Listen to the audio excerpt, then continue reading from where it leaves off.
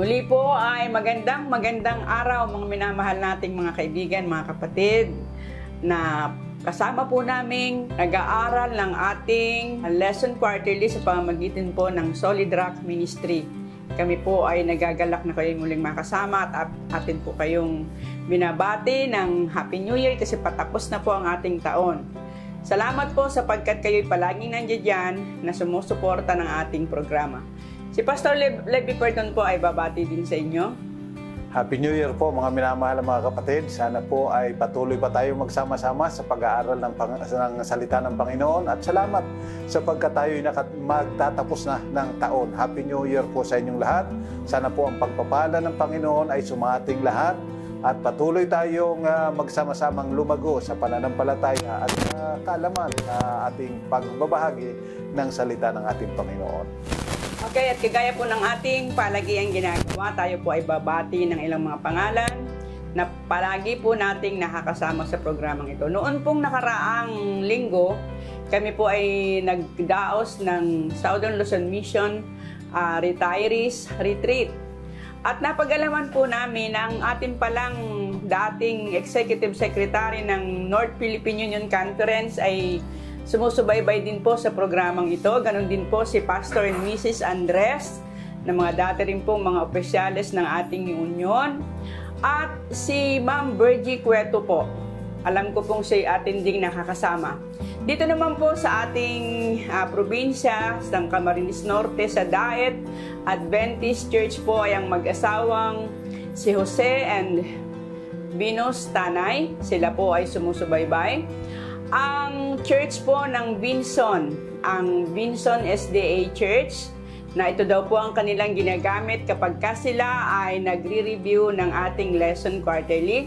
Ganon din po ang ilang mga kapatid din sa ating simbahan doon sa Pagasbas. Ganon din po si Letlet, si Merlita Baisa. Siya po ay atin ding nakakasama sa ating programang ito. Kami po ay natutuwa at nagagalak na kayo po ay aming makakasamang muli ngayon. At doon po sa mga hindi namin nabanggit ang pangalan, subalit kayo po ay nakasubaybay, magandang araw din po sa inyong lahat.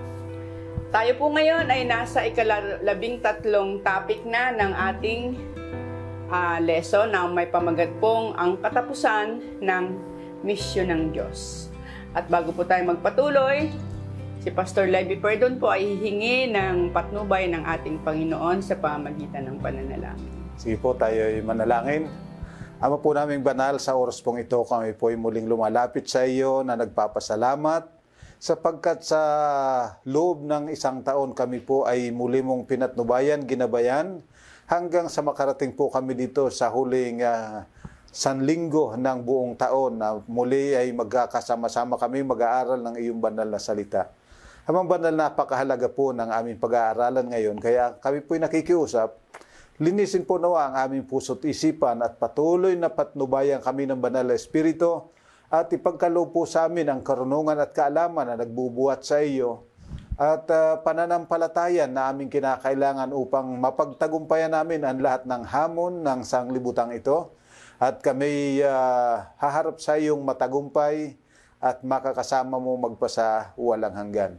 Salamat po sa iyong mga mayamang pagpapala sa bawat isa sa amin, lalo tigit po sa aming mga taga-subaybay na ito, na patuloy na sumusubaybay, patuloy na nagsishare ng pag-aaral na ito sa kanilang mga kasamaan sa simbahan at kanilang mga kaibigan.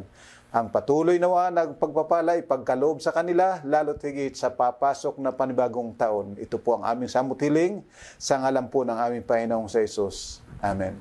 Kagaya po ng ating nabanggit, tayo po nasa ika-13 ng topic at ito po ang last topic ng ating lesson sa taong ito, ang katapusan ng misyon ng Diyos. Ang ating pong susing talata ay matatagpuan po natin sa 2 Peter 3:11 and 12.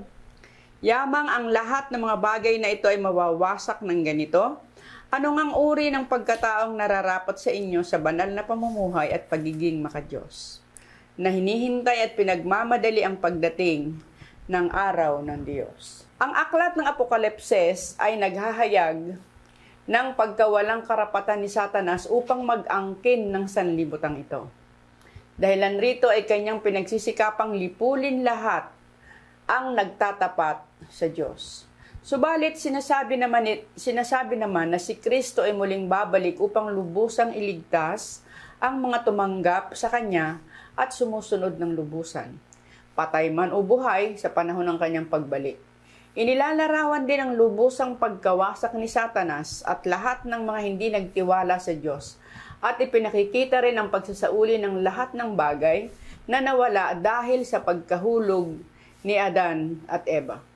Kaya't ang aklat ng Apokalipsis ay isang aklat na naghahayag ng misyon ng Diyos at ng Kanyang bayan, ang isauli ang relasyon ng tao sa Diyos at masauli ang buong kalikasan sa orihinal nitong kalagayan. Narito po ang mga tanong na ating pong pag-uusapan ngayon. Number 1, ano ang pinakang focus ng aklat ng Apokalipsis? Pangalawa, ano ang misyon ng Diyos at ng Kanyang bayan sa Apokalipsis at ano ang mensahe? Pangtatlo, sa Apokalipsis inihahayag na magkakaroon ng malaking krisis sa huling araw. Ano ang ibig ng Diyos at bakit? Pang-apat, papaano inilalarawan sa Biblia ang tagumpay ng ating misyon? At panglima, kailan matatapos at ano ang magiging katapusan ng ating misyon? At ngayon po, babalik po tayo sa question number 1. Ano ang pinakang focus ng aklat ng Apokalipsis, Pastor Perdon? Sige po, subalit bago po natin banggitin yung talata na kailangan nating pag-aralan, na hindi mo kasi nabanggit yung pangalan ni Pastor Nelson de Chavez. Nasabi mo lang na siya ang dating Executive Secretary, subalit hindi mo nabanggit yung kanyang pangalan. Pastor, salamat po na patuloy kayong sumusubaybay sa pag-aaral na ito. So ating titingnan yung ano ba ang pinaka-focus talaga ng aklat ng Apokalipsis. Titingnan natin sa Apokalipsis 1:1 hanggang 7. Ano ang sinasabi? Sabi po ay, ang Apokalipsis ni Jesucristo na ibinigay ang Diyos sa Kanya upang ipahayag ang Kanyang mga alipin ng mga bagay na kinakailangang mangyari sa madaling panahon, at Kanyang ipinaalam ito sa pamamagitan ng mga sagisag at pagsusugo sa Kanyang anghel sa Kanyang aliping si Juan, na siyang sumaksi sa salita ng Diyos at sa patotoo ni Jesucristo sa lahat ng bagay na nakita niya. Mapalad ang bumabasa at ang nakikinig ng mga salita ng propesiya at tumutupad ng mga bagay na nasusulat dito, sapagkat ang panahon ay malapit na. Si Juan sa 7 iglesia na nasa Asia, biyaya ang sumainyo at kapayapaang mula sa Kanya na siya ngayon ang nakaraan at ang darating, at mula sa 7 espiritu na nasa harapan ng Kanyang trono, at mula kay Jesucristo na siyang saksing tapat, ang panganay mula sa mga patay, at ang pinuno ng mga hari sa lupa, doon sa umiibig sa atin at sa nagpalaya sa atin mula sa ating mga kasalanan sa pamamagitan ng Kanyang dugo, at ginawa tayong kaharian, mga pari sa Kanyang Diyos at Ama, sumakanya ang kaluwalhatian at ang paghahari magpakailanman. Amen. Tingnan ninyo siyang dumarating na nasa mga ulap, at makikita siya ng bawat mata, at ng mga umulo sa Kanya, at ang lahat ng mga lipi sa lupa ay tatangis dahil sa Kanya. Gayon nga. Amen. So, mga minamahal, kung inyo pong napapansin, ang magiging pinakabunga nung gawain ng ating Panginoon, tayo ay Kanyang maging kaharian. So, ang layunin, ang pinaka-focus ng Apokalipsis at ng buong banal na kasulatan ay yung tayo ay mapagharian ng Diyos. Sapagkat matapos na ang tao ay magkasala, ay pinagharian na ng kasamaan. Datapot ngayon ang ibig ng Panginoon, tayo ay maging Kanyang bayan, hinirang at banal na kaharian.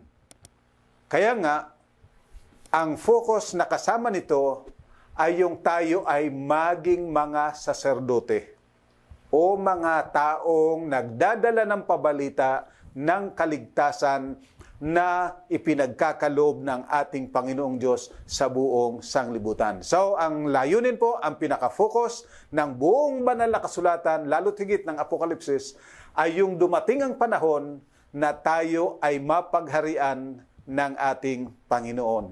At samantalang ginagawa yon, tayo naman ay nagiging saserdote ng ating Panginoon para sa iba. Yan din po ang nabanggit ni Apostol Pedro. Kaya kapag tinignan mo po dyan sa 1 Pedro 2:9, ay magkahalintulad yung sinasabi.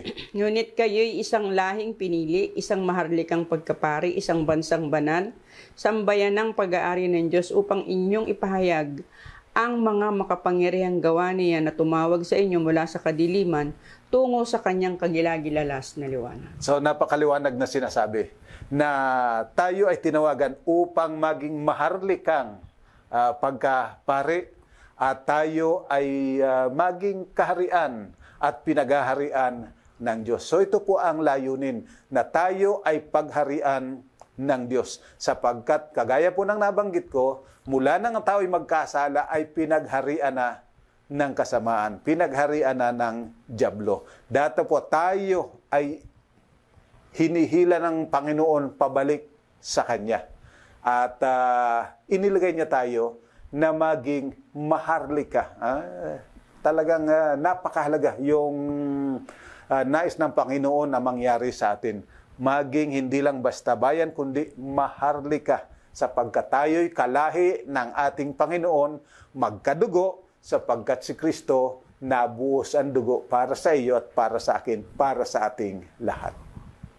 Okay po, at ngayon po sa pangalawa nating tanong, ano ang misyon ng Diyos at ng kanyang bayan sa Apokalipsis at ano ang mensahe? Yan. Titingnan naman natin dyan sa Apokalipsis 14, talatang 6 hanggang 12 ang pinag-uusapan. Ano ba ang misyon? At nakita ko ang isa pang anghel na lumilipad sa gitna ng himpapawid na may walang hanggang ebanghelyo na ipahahayag sa mga naninirahan sa lupa, sa bawat bansa, lipi, wika at bayan. Sinabi niya sa malakas na tinig, matakot kayo sa Diyos, magbigay luwalhati sa Kanya sapagkat dumating na ang oras ng Kanyang paghuhukom, at sambahin ninyo ang gumawa ng langit, ng lupa, ng dagat, at ng mga bukal ng tubig. At isa pang anghel, ang pangalawa ay sumunod na nagsasabi, bumagsak ang dakilang Babilonya na siyang nagpainom sa lahat ng bansa ng alak ng puot ng kanyang pakikiapid. At isa pang anghel, ang pangatlo, ay sumunod sa kanila na sinasabi sa malakas na tinig, kung ang sino man ay sumasamba sa halimaw at sa kanyang larawan at tumanggap ng tanda sa kanyang noo o sa kanyang kamay, ay iinom din naman ng alak ng puot ng Diyos na inihandang walang halo sa kopa ng kanyang puot, at pahihirapan sa apoy at asupre sa harapan ng mga banal na anghel at sa harapan ng kordero. At ang usok ng hirap nila ay papailan lang magpakailanman, at sila'y walang kapahingahan araw at gabi. Silang mga sumasamba sa halimaw at sa larawan nito, at sino mang tumanggap ng tanda ng kanyang pangalan. Narito ang panawagan para sa pagtitiis ng mga banal, sa mga tumutupad ng mga utos ng Diyos at humahawak ng matatag na pananampalataya ni Jesus. So makita mo riyan na sinasabi na ang layunin ng Panginoon ay mapaabutan ng pabalita ang lahat ng tao. Sapagkat napakahalaga na tayo ay makaalam na tayo ay minamahal ng Diyos, at ang ibig ng Diyos, siya ang maghari sa ating buhay. Sapagkat, kagaya po ng nabanggit ko, si Satanas pinagharian na ang sanglibutan mula nang ang tao ay magkasala. Subalit ang Diyos ay ang nais niya, lahat ng tao makaalam na ang Diyos ay nagmamahal, na ang Diyos nagmamalasakit, na ang Diyos ang nagnanais na tayo'y pagharian, sapagkat wala siyang ibang ninanais kung hindi ang ating sariling kabutihan, ang ating mga kapakanan. Yun ang pinakaiisip ng ating Panginoon. Kaya tayo ay tinatawagan na tayo ay mangaral, at ang dadalhin po nating mensahe at pakatatandaan ay ang mabuting balita. Yung ebanghelyo, yun ang dapat nating dadalahin. Hindi yung Sabat, hindi yung mga tungkol sa pagkain, hindi yung tungkol sa pag-iikapo, kundi tungkol sa pag-ibig ng Diyos. Yung Sabat po ay isa lang patunay ng pag-ibig ng Diyos sa atin, na siya'y naglaan ng isang araw upang tayo ay kanyang katagpuin, sapagkat tayo ay kanyang minamahal, araw na kanyang inilaan upang tayo ay pakang banalin. So, yung pong Sabat, hindi obligasyon natin para tayo itanggapin ng Diyos. Kundi ito ay isang pribilehyo na ibinibigay sa atin ng Diyos, ipinapaalam sa atin, tayo'y mahal na mahal na mahal ng Diyos. Yung mga pagkain, hindi ito mga tungkol sa pagsunod para tanggapin ka ng Panginoon kung ikay sumusunod. Kung hindi, tanggapin natin ang Panginoon, sundin natin siya sapagkat yung mga patungkol sa mga pagkain ay ang nais ng Diyos tayo'y magkaroon ng mabuting kalusugan. Hindi ito requirement. So, okay, pag nagawa mo ito, tatanggapin kita. Ang sinasabi ng Panginoon, tanggapin mo ako, paniwalaan mo ako na hindi maganda sa katawan mo, yan ay marumi, yan ay karumaldumal, makasisira sa iyo. So yun ang pinaka-focus po. Kaya ang dapat na idinidiin po natin yung Ebanghelyo na ang Diyos mahal na mahal niya tayo, na ibig niyan tayong maingatan ng gayon na lamang. Sapagkat alam ng Diyos kahit kukunting bakterya, kahit kukunting virus, mapapahamak tayo. Kaya ang ibig ng Panginoon, ang ating kakanin ay yung mga nagbibigay ng sustansya na lalaban sa mga bakterya at sa mga viruses na hindi natin maiwasan. Kaya dito po, tinatawagan tayo na sambahin ang Panginoong Diyos ng ating buong puso, ng ating buong lakas, na atin siyang paglingkuran. Sapagkat lahat po ng mga tagubilin ng Diyos ay good news na tayo ay mahal ng Diyos. Tingnan mo dyan sa Lucas 11:23, ano ang sinasabi? Ang hindi panig sa akin ay laban sa akin, at ang hindi ko kasamang nagtitipon ay nagkakalat. Yan. So, dito sinasabi ng Panginoon na kapag hindi natin ipinabalita ito, hindi natin ito tinuro, hindi tayo naging kakampi ng Panginoon, tayo ay kanyang kalaban. Bakit po? Sapagkat nilalabanan natin yung kanyang pag-ibig, na ibig niya tayong ingatan, ibig niya tayong gabayan. Kapag hindi tayo pumanig sa kanya, pumanig tayo doon sa kaaway na ang walang ibang nais kundi ang tayo'y mapuksa, tayo ay mamatay, tayo'y magkasakit, tayo'y magkaproblema. So kaya sabi ng Panginoon, ang hindi sumasa akin, laban sa akin. At ang hindi nagtitipong kasama ko, ay nagkakalat o nagsasambulat. Sapagkat iyan po ang isang katotohanan na kapag hindi ka gumagawa ng para sa gawain na iniatang ng Panginoon, ibig sabihin, katulong ka ni Satanas na hadlangan na makaalam ang tao na tayo'y mahal na mahal na mahal ng Diyos. At ngayon naman po sa pangatlo nating tanong, sa Apokalipsis inihahayag na magkakaroon ng malaking krisis sa huling araw. Ano ang ibig ng Diyos at bakit? Yan. Titingnan natin dyan sa Apokalipsis 22:16 at 17. Akong si Jesus ay nagsugo ng aking anghel upang sa inyo'y magpatutuo ng mga bagay na ito sa mga iglesia. Ako ang ugat at ang supling ni David, ang magniningning na tala sa umaga, ang maningning na tala sa umaga. Ang espiritu at ang babaeng ikakasal ay nagsasabi, halika, at ang nakikinig ay magsabi, halika, at ang nauuhaw ay pumarito, ang may ibig ay kumuha ng tubig ng buhay ng walang bayad. Yan. So, sa huling kapanahonan po, magkakaroon ng malaking krisis.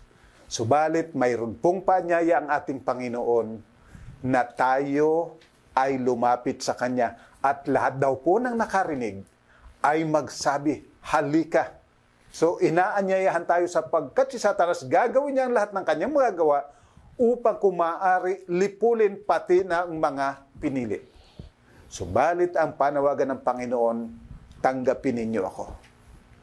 Manampalataya kayo sa akin, magtiwala kayo sa akin. Lumapit kayo at humingi kayo.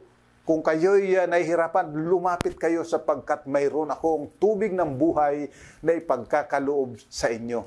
At lahat ng nakakaalam nito, lahat ng nakarinig nito, ang wika, ay magsabi rin ng halika kayo.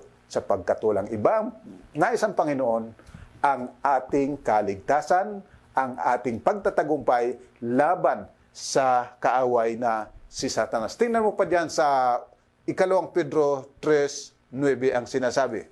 Ang sabi po, hindi mabagal ang Panginoon tungkol sa kanyang pangako na gaya ng kabagalang itinuturing ng iba, kundi matyaga sa inyo na hindi niya ibig na sino man ay mapahamak, kundi ang lahat ay dumating sa pagsisisi. So, makita po ninyo, kahit yung pagbabalik ng ating Panginoon, nasabi, hindi siya mabagal. Natupdin yung kanyang mga nais na mangyari. Kundi ang ibig niya, ang lahat ay makapagsisi. Yung lahat na tao na talagang nais na manampalataya sa Kanya, mabigyan ng pagkakataon.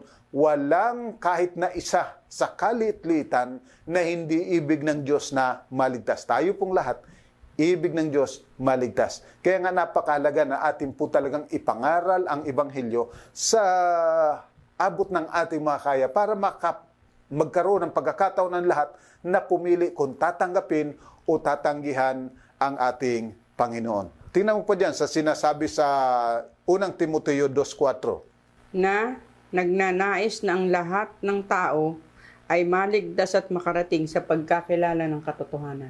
So, napakaliwanag na sinasabi. Ibig ng Diyos na ang lahat maligtas, makaalam ng katotohanan. Walang kahit isa na hahayaan ng Panginoon na mapahamak nang hindi nakakaalam. Ibig niya na ang lahat ay maligtas. Hindi kagaya ng sinasabi ng iba na mayroon lang pinili ang Diyos na ililigtas. Mga predestined na upang maligtas. Dito ay maliwanag na sinasabi, lahat ibig ng Diyos maligtas. Subalit, hindi maiiwasan ang katotohanan na hindi lahat mananampalataya. Hindi lahat susunod sa Panginoon. Maraming mga tao ang sadyang ayaw manampalataya sa Diyos. Subalit, pagkatatandaan natin, walang kahit isa na ibig ng Diyos na mapahamak ng hindi sa kanyang sariling kapasyahan.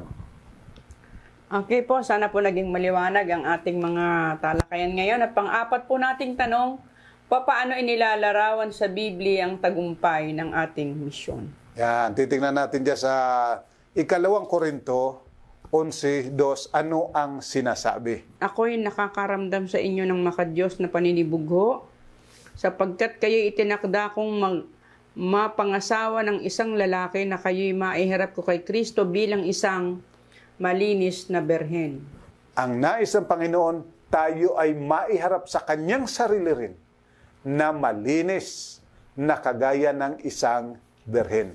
Walang dungis, walang kapintasan. Ito ang nais ng Panginoon. Tayong lahat ay malinis sa pamagitan ng kanyang dugo. Kaya nga ang ating Panginoon ay kanyang tinanggap na siya ay mamatay, na mabuhos yung kanyang dugo sapagkat yun lang ang maglilinis sa ating mga kasalanan.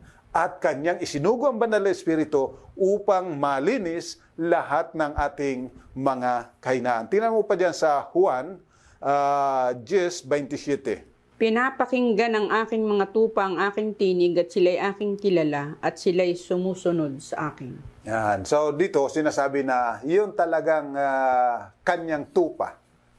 Kikilalanin yung kanyang tinig, susundin sapagkat sila ay mga lingkod at kawan ng Diyos. Subalit yung sadyang talagang ang kanilang puso ay nando na sa puso ni Satanas, walang magagawa ang ating Panginoon. Subalit, ganun pa man, hindi pa rin niya nais na ito'y mapahamak. Kaya lang, hindi man niya maaring i-violate ang ating mga kapasyahan. Tingnan po dyan sa Kapitulo 16, talatang 12 at 13. Mayroon pa akong maraming bagay na sasabihin sa inyo, ngunit hindi ninyo kayang dalahin sa ngayon.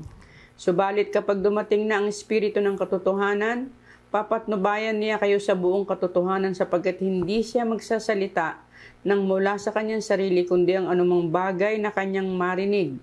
Iyon ang kanyang sasabihin at kanyang ipahahayag sa inyo ang mga bagay na darating. So, talagang dito ay sinasabi na yung banal na Espiritu ipagkakaloob para malaman natin ang buong katotohanan.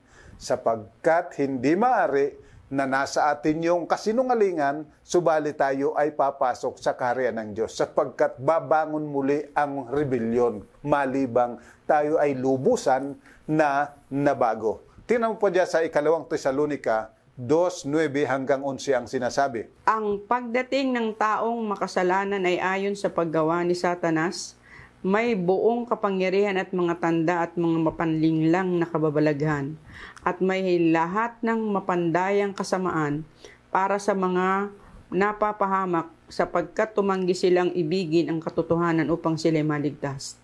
At dahil dito'y pinapadalhan sila ng Diyos na makapangyarihang pagkalinlang upang maniwala sila sa kasinungalingan, upang hatulan silang lahat na hindi sumasampalataya sa katotohanan, sa halip ay nalugod sa kalikuan.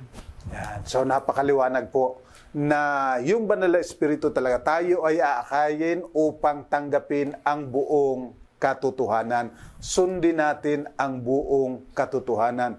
Kaya masasabi nating tagumpay ang ating misyon, una, kapag nabago yung ating sarili sa pamagitan ng kapangyarihan ng banal na espiritu, na tayo'y naging masunurin sa salita ng Diyos at tinanggap natin yung buong katotohanan na tayo ay mahal na mahal na mahal na mahal ng Diyos. Yan, matagumpay. Kapag tayo mismo na nagdadala ng pabalita ay nabago. Sapagkat kung tayo hindi nabago, nananatili tayo doon sa sinasabi na tayo ay mas inibig natin yung kadiliman. Mas inibig natin yung buhay na itinuturo ni Satanas sa halip na sa kabuhayang itinuturo ng ating Panginoon. So, magiging matagumpay ito kapag tayo ay nabago, kapag tayo ay naging masunurin, at tayo ay nagpapahayag ng katotohanan ito sa iba. Okay, at ngayon po naman sa ating panglimang tanong, at ito na po ang last nating question sa ating talakayan ngayong araw na ito. Number 5. Kailan matatapos at ano ang magiging katapusan ng misyon? Yan. Titingnan natin dyan sa Apokalipsis 14, 1 hanggang 4. Pagkatapos ay Kapitulo 21, talatang 22 hanggang 22.5. Sige, tingnan natin dyan sa 14.1 hanggang 4. Pagkatapos ay tumingin ako at naroon ang kordero na nakatayo sa bundok ng Siyon, kasama niyang 144,000 may pangalan niya at ang pangalan ng kanyang ama na nakasulat sa kanyang noo. At narinig ko ang isang tinig mula sa langit na gaya ng lagaslas ng maraming tubig at gaya ng ugong ng malakas na kulog. Ang tinig ng aking narinig ay gaya ng sa mga manunugtog na tumutugtog ng kanilang mga alpa. At sila'y nag-aawitan ng isang bagong awit sa harapan ng trono at sa harapan ng 4 na nilalang na buhay at ng matatanda. Walang sino mang natuto ng awit na iyon kundi ang 144,000 lamang na tinubos mula sa lupa. Hindi dinungisan ng mga ito ang kanilang sarili sa mga babae sapagkat sila'y malilinis. Ang mga ito'y ang mga sumusunod sa kordero saan man siya magtungo. Ang mga ito'y ang tinubos mula sa mga tao bilang mga pangunahing bunga sa Diyos at sa kordero. So, maliwanag ang sinasabi dyan na matatapos ang gawain kapag yung bayan ng Diyos ay nalinis na at naginanghanda para makasama ang Panginoon magpasa walang hanggan. Naisauli na yung tamang relasyon ng Diyos sa tao at ng tao sa Diyos. Tingnan pa natin ang dagdag na kaalaman, magmumula dyan sa Kapitulo 21, talatang 22 hanggang Kapitulo 22, talatang 5. At hindi ako nakakita ng templo roon sapagkat ang Panginoong Diyos na makapangyarihan sa lahat, ang kordero ang siyang templo roon. At ang lungsod ay hindi nangangailangan ng araw o ng buwan man upang magbigay liwanag sa kanya, sapagkat ang liwanag niya ay ang kaluwalhatian ng Diyos at ang ilaw doon ay ang kordero. Ang mga bansa ay lalakad sa pamamagitan ng liwanag nito, at ang mga hari sa lupa ay magdadala ng kanilang karangalan sa kanya. At ang mga pintuan niyon ay hindi isasara kailanman sa araw sapagkat hindi magkakaroon doon ng gabi. So, napakaliwanag na sinasabi. na hanggang sa ang larawan ng Diyos maisauli sa atin at tayo ay malinis ng lubusan at tayo'y makasama na ng Diyos magpasa walang hanggan. Sapagkat yun ang layunin ng Panginoon magmula pa ng likhain ang sanglibutan na tayo ay kanyang maging kamanggagawa, tayo ay kanyang maging kasama, tayo ay kapwa niya na maghahari sa sanglibutang ito. So kapag dumating ng araw na yon, matatapos na ang gawain.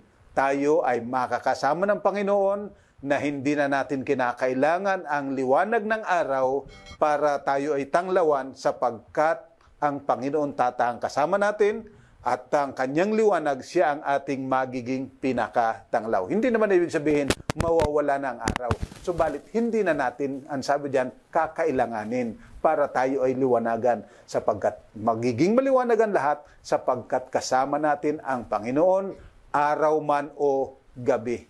Kasama natin siya magpasa walang hanggan. So ito po ang magiging katapusan kapag naibalik na, naisauli na doon sa orihinal na panukala ng Diyos nang likhain niya ang sanglibutang ito. At sana po naging maliwanag mga kaibigan, mga kapatid ang ating talakayan ngayon. At narito po ang summary ng ating mga pinag-usapan. Number 1, layo ng Diyos na tayo'y makabahagi sa kanyang kaharian at maging kaniyang mga saserdote ng katotohanan. Number 2, ang ating misyon ay maipabalita ang mabuting balita sa lahat ng tao. Number 3, bago ang malaking krisis, ibig ng Diyos na maipahayag natin ang mabuting balita upang ang tao ay makapili ng kanilang papanigan. Pang-apat, ang misyon natin ay masasabing tagumpay kung ang Diyos ay magtatagumpay, baguhin at dalisayin ang ating buhay. At pang-lima, sa katapusan, maibabalik na ang orihinal na panukala ng Diyos para sa sanlibutan ito. Ang tayo'y tumahang kasama niya, magpasa walang hanggan. So mga minamahal, sana po ang ating pong pag-aaral na ito ay nakatulong at tayo ay mahanda sa pagbabalik ng ating Panginoon sa pamagitan ng patuloy na pagtatalaga ng ating sarili sa Kanya at patuloy na pagsunod sa Kanyang kalooban na ating ipangaral at ating ibahagi ang katotohanan sa sangkatauhan. At tandaan, ang Diyos hindi ibig na kahit isa ay mawala. Ibig niya lahat magkaroon ng pagkakataon na pumili kung kanino siya papanig. Tayo po'y manalangin. Ama po naming banal, salamat po sapagkat wala kang ibang hinahangad at pinakananais kung hindi ang kaming lahat ay mangaligtas, kaming lahat ay malinis, kaming lahat ay tumahang kasama mo magpasawalang hanggan at maghaharing kasama mo magpasa walang hanggan. Oo, Amang Banal, salamat po sa napakadakilang panukala mong ito para sa bawat isa sa amin. Amin pong dalangin na patuloy nawa kaming pagkalooban ng ibayong pananampalataya, ibayong pagtitiwala na sundin namin ng buong kagalakan ang lahat ng iyong mga kautusan upang kami malinis, kami madalisay, una sa pamagitan ng dugo ng aming Panginoon at pangalawa sa pamagitan ng paggawa ng banal na Espiritu na sinusunod ang mga kalooban mo na nahayag sa pamagitan ng banal na kasulatan. O Amang Banal, iyo po ang patuloy na pagpalain ng bawat isa sa amin. Pagpalain ang kapatirang ito na patuloy na sumusubaybay at patuloy nawa na ang kalusugan, kalakasan, mapa sa aming lahat, alang-alang pong lahat sa ngalan ng aming Panginoong Jesus. Amen. So mga minamahal, hanggang sa susunod na taon, sama-sama po ulit tayo sa pag-aaral ng salita ng Panginoon. Happy New Year and God bless po.